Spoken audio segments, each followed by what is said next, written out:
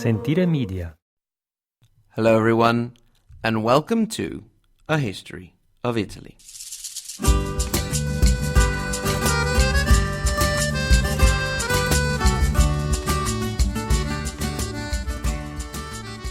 Episode 4, Queen Amalasuntha and Byzantium Gets Annoyed.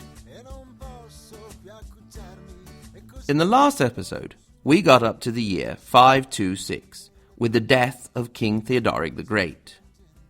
We mentioned that he had had some succession issues.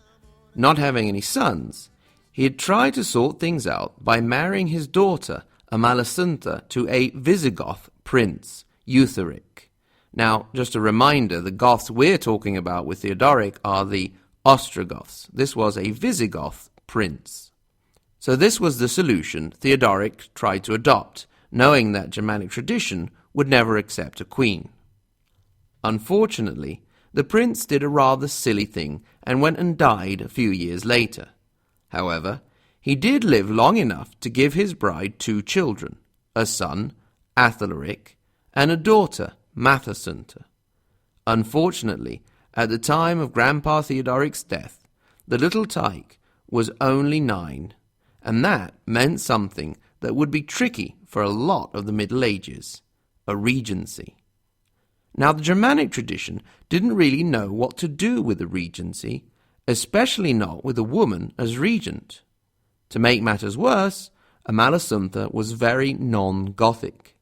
She spoke Latin and Greek and felt more of a Roman than a Goth. What's even worse, she tried to get her son involved in all that namby-pamby civilized Roman stuff, having him educated by Italian tutors. Furthermore, she went back to the policy of collaborating with the Italians that King Theodoric had started and later abandoned as he became more and more paranoid. Her plan was to try and bring Goths and Italians closer together and create a unified society. And perhaps, if she had succeeded in her intent, Italy would not have gone through the immense suffering that was just over the horizon. However, as is often the case in history, they didn't know that at the time. While we're playing the game of the what-ifs, we could also say that maybe a united Italy would not have given rise to the cultural splendors that the country can boast today. But we'll have time to talk about that. The Gothic nobles viewed Amalasuntha's administration with growing impatience and were especially offended by the way she was educating her son. As is often the case with children, you want them to be like you, but they are their own people. Oh, how they are their own people. And this was very much the case with the regent and her son, Theodoric. Where she was studious, responsible, and wise, he was just not interested in studying and far from wise. She tried to impose her will on him with a very strict approach, even striking him in public. That was just one step too far for the Goths. She was forced to get rid of his old tutors and replace them with a group of Gothic peers just a bit older than her son. And when he hit puberty, the only lesson he was interested in learning was how to party hard. And in that, he was a really good student. He partied really hard, until in the year 534 it caught up with him, and the young man, around the age of 17 or possibly 18, died, maybe of cirrhosis. At this point, his mother was in deep stinky substance. She was a regent without a regentee, or someone to regentify. She had already been looking into a way out for some time. She had made contact with Emperor Justinian over in Constantinople, who had expressed his willingness to offer her asylum in Constantinople, something the emperor's formidable wife, Theodora, was not at all happy about. Over at the History of Byzantium, by Robin Pearson, there's a really good episode on the Empress Theodora, and I suggest you go and check it out. Amalasuntha had even gone so far as to get on a ship prepared and loaded with treasure, but they're never actually taking it. She just sort of had it float across the Adriatic Sea a bit. Now, with her son and claim to power gone, she needed to act fast. As has been unfortunately the case for women for so many centuries, the only solution was to get a man involved to mess things up. Now, some sources say she got married, while others say she simply raised someone to the throne to be her co-ruler. That was not the main issue. The problem was that, as far as bad choices go, when it came to the person she chose to keep her out of trouble, and mostly alive, she made a doozy of a bad choice, and went for one who put her into even more trouble. Indeed, the man she chose was a nasty piece of work called Theodoric, who also happened to be her cousin. He had built up quite a considerable power base in what was known then as Tuscia. You'll recognize the root of what is now called Tuscany. He had done this by bullying the surrounding landowners and encroaching on their land, as well as on the lands of the crown, and Amalasuntha had been forced to intervene and put him into place and give the lands back, something Theodoric had remembered very well and was not at all pleased about. He was, however, an able politician and a man of culture, at least for a Goth. No sooner had the power-sharing arrangement been set up than he whisked his cousin off to an island fortress on Lake Como. Theodahad? Yes? Why are we rowing out to that isolated castle in the middle of an island? Just a little break. You deserve a break after all that hard work, queening. Well, I suppose. But we have to govern. Don't you worry about that. Here we are. Off you go. Are you not staying? No, I'll go and take care of things for a bit. When are you coming to get me? Oh, on Thursday. Or no. What? Nothing. Have a nice time. Bye. Her little holiday did not last long. Theodahad had her killed just a few days later. So ended the reign of Amalasuntha. The year was 535. She was 40 years old and had reigned for almost 10. She is not remembered as a prominent figure in history, squashed between the reign of her famous father and the history of the devastating war that followed her death.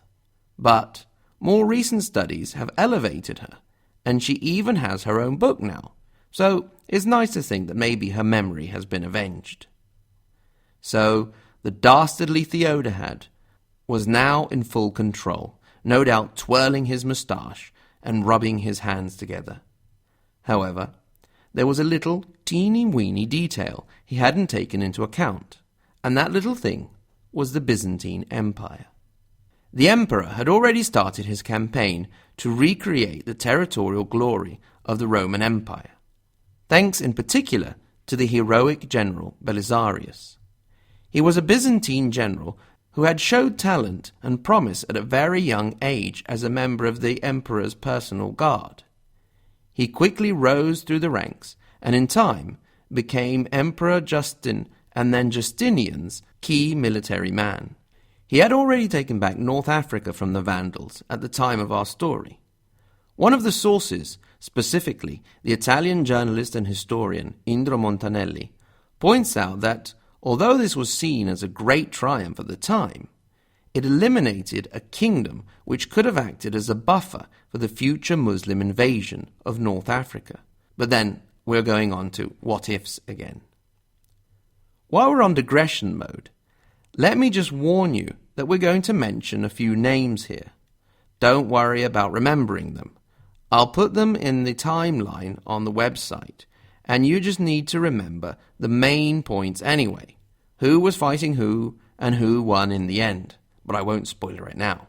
The emperor, despite various more or less secret diplomatic dealings with both Amalasuntha and other Gothic nobles, decided that the de facto usurpation of Theodahad was a good enough excuse to take Italy back into the empire. Things kicked off in June of 535 with a two-pronged attack, with the Germanic general Mundus occupying Dalmatia, present-day Croatia, while Belisarius took advantage of the lightly inhabited and lightly guarded south to land in Sicily and take the island relatively quickly. The taking of the city of Palermo was particularly interesting. Indeed, the city was surrounded by very high walls, which were almost impenetrable by land. However, things were a bit different by sea. A ship could reach the city walls by sea, coming straight up next to them, and Belisarius noted that the masts of the ships were actually taller than the walls themselves in those points. So he had a walkway hoisted up at the height of the ship's masts and stuck a bunch of archers on it. At that point, the soldiers guarding the walls found that the Byzantine archers could now rain a hail of arrows down upon them, and they very quickly abandoned their positions and allowed the Byzantines to enter the city. Meanwhile, towards the north, Theodahad dithered. Belisarius did not. After taking Sicily, he crossed the Strait of Messina on the westernmost side of the island and made his way to Naples, where the army met the first real resistance. The Byzantine army laid siege to the city, and one of the first things they did was to cut off the clean water supply by destroying a part of the aqueduct.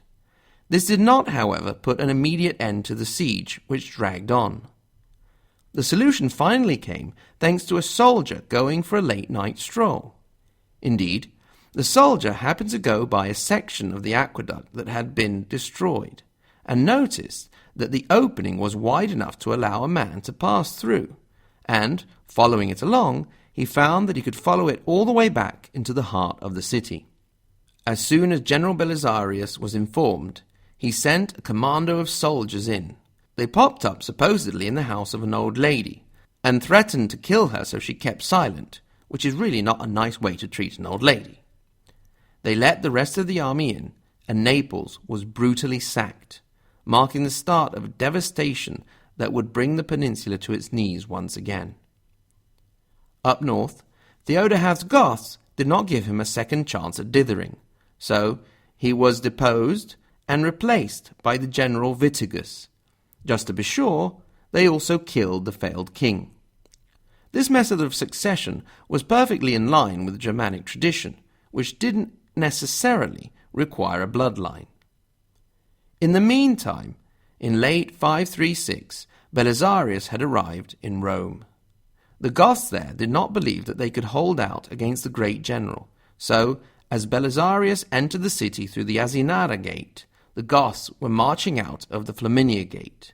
The city was now in Byzantine hands.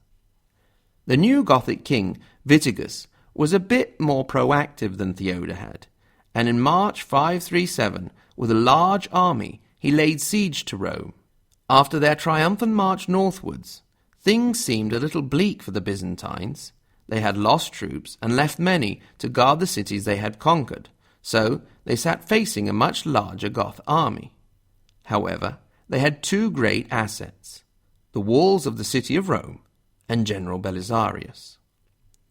For a year, he drove the Goths crazy. He used the superiority of his archers on horseback, who could rush up to the Gothic lines, take a few shots, and gallop off, safely out of range of the Gothic archers, who were all on foot.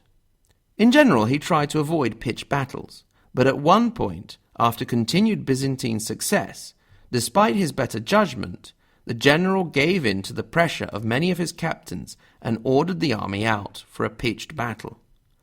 Although things initially went well for them, the superior numbers of the Goths soon pushed them back into the city.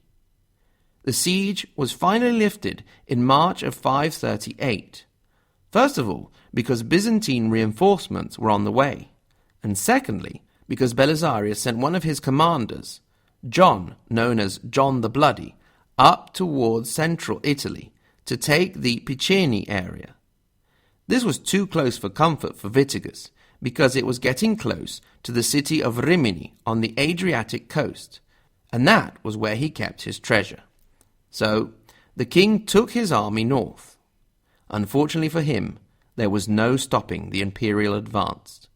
They took the rest of the Marche region and then Romagna and Emilia, reaching all the way to Milan and taking it for a while before the Goths took it back.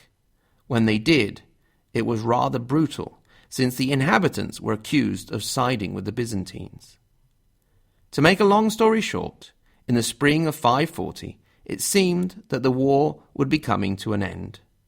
An agreement between the warring parties stated that the empire would acquire everything to the south of the Po River, leaving the north to the Goths. As the Goths came away from the place where the agreement had been reached, their women spat at them, accusing them of cowardice. Vivace was taken to Constantinople as a trophy, and Belisarius also returned, after refusing the invitation to be crowned as the new emperor of the Western Empire.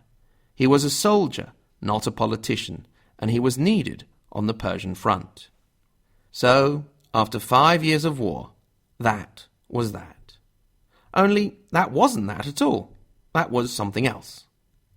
Next time, we'll see what happened after the agreement was reached and Belisarius left Italy. Until then, thank you very much as always for listening.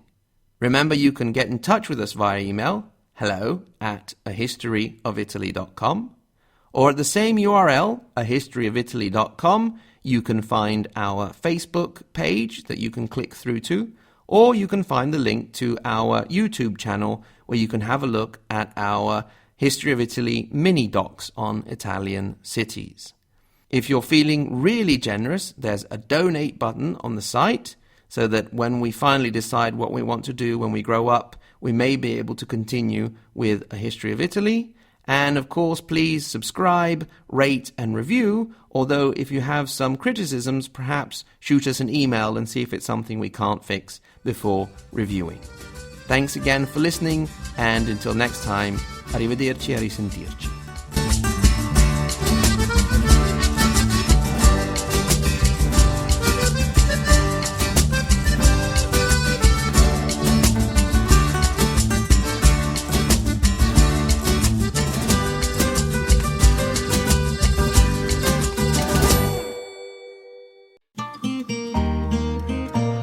Sentire Media. Hey, podcast producers and show hosts. Do you want to join a podcast network that celebrates all things Italian? At Sentire Media, we understand the allure of Italy and its unique culture. Our devoted team of hosts and producers are all driven by their shared passion for Italy. And we work tirelessly to create the best lifestyle podcasts and content that will whisk you away to the very heart of Italy. With us, you can savor the mouth-watering flavors, get lost in the stories from the past, break down the cultural barriers, and truly immerse yourself in the vibrant traditions of this intoxicating country. If you have a great podcast idea or are already in production and would like to join Sentire Media, head over to sentiremedia.com, that's SENTIRE media.com, and find out how to submit your show.